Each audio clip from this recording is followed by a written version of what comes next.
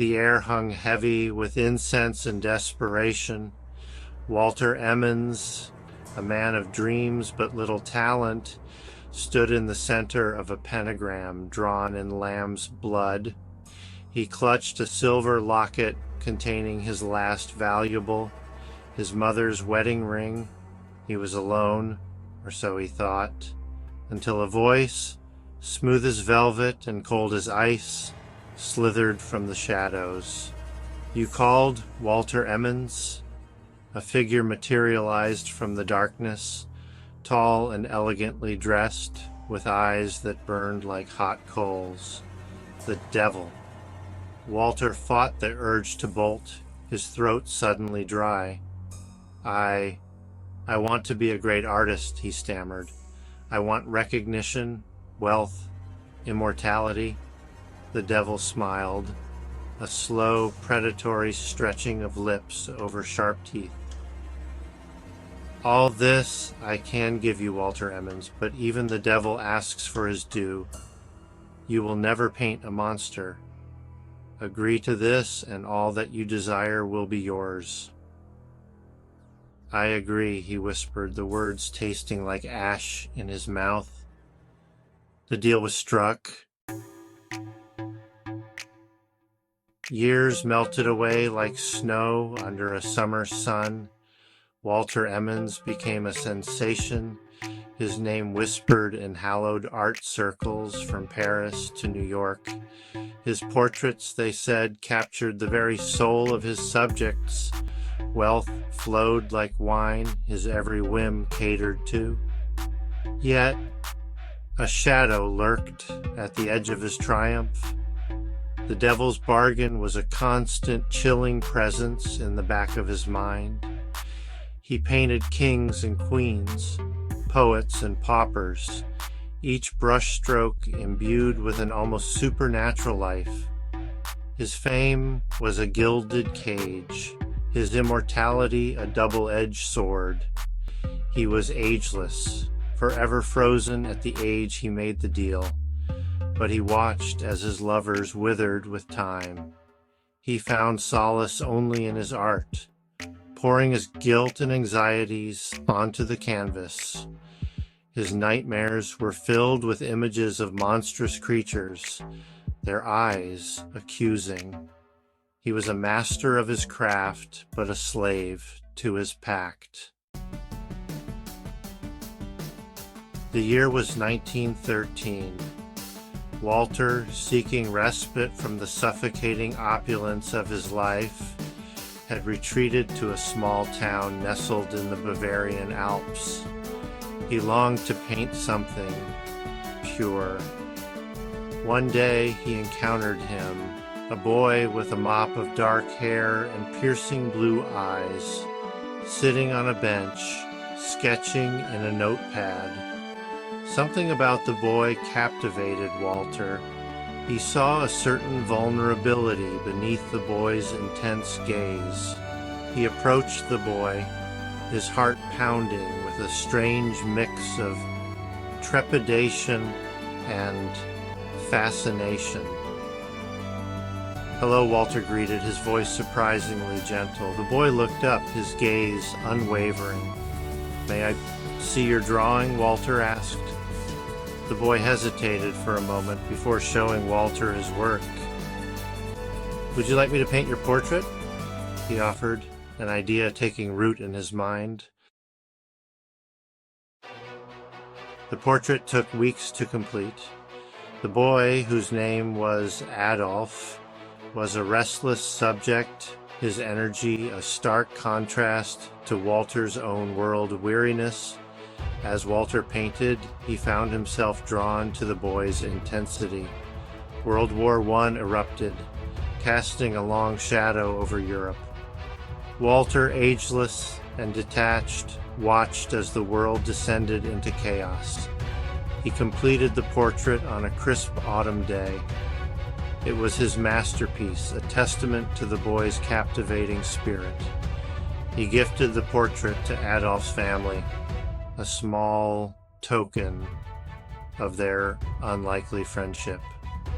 As he left the small town, The image of the boy's intense eyes lingered in his mind. He had found his muse, but at a terrible cost. The years that followed were a blur of awards and accolades.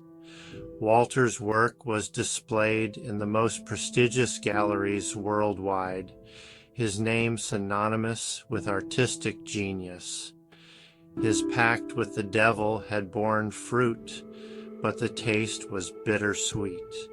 He was a phantom in his own life, cursed to watch the world he could no longer truly be a part of. News of the boy he had painted, Adolf, reached him in bits and pieces. He learned of the boy's burgeoning political ambitions, his fiery rhetoric, his growing influence in a shattered Germany. Walter tried to ignore the gnawing unease in his gut. He immersed himself in his work, seeking solace in the cold embrace of his art. But the boy's face, forever young, forever intense, haunted him. The name Adolf Hitler echoed across the globe, a harbinger of chaos and destruction. Walter, aghast, watched as the boy he had painted transformed into a monster. He tried to deny the truth, burying himself in his work, but the reality of his actions was inescapable. He had painted a monster, not with fangs and claws, but with a brush and a prayer. His art, once his sanctuary, became his prison. The devil's bargain, once a distant threat, now loomed over him. He had traded his soul for success, and in doing so, he had inadvertently unleashed a darkness upon the world. It was 1944. The world was engulfed in the flames of World War II. Walter, haunted by his past and the role he played in shaping it, had become a recluse. He shut himself away in his mansion, his only companions, the ghosts of his past and the haunting images of his art. One stormy night, as thunder shook the very foundation of his mansion, the devil returned. He materialized from the shadows, his eyes burning with malevolent amusement. "Well, Walter Emmons," the devil purred, his voice a chilling symphony of amusement and malice. "I believe we have unfinished business." Walter, his face etched with decades of guilt and regret, looked up at his tormentor. He knew why the devil had come. He had broken his end of the bargain. He had painted a monster,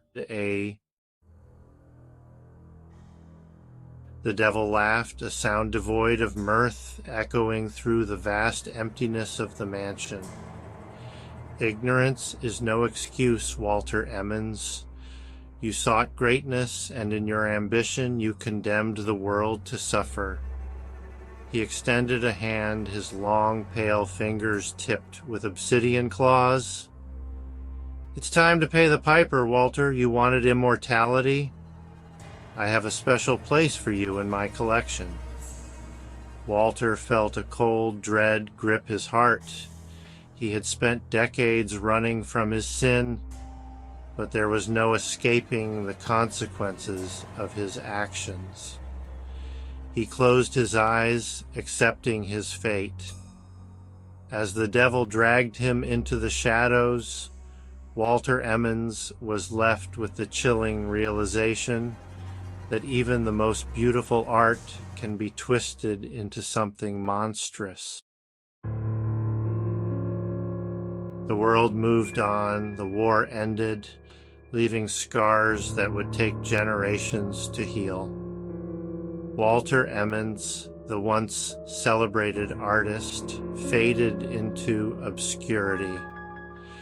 His paintings, however, remained. They hung in museums and private collections, a testament to his talent and a chilling reminder of the price of ambition.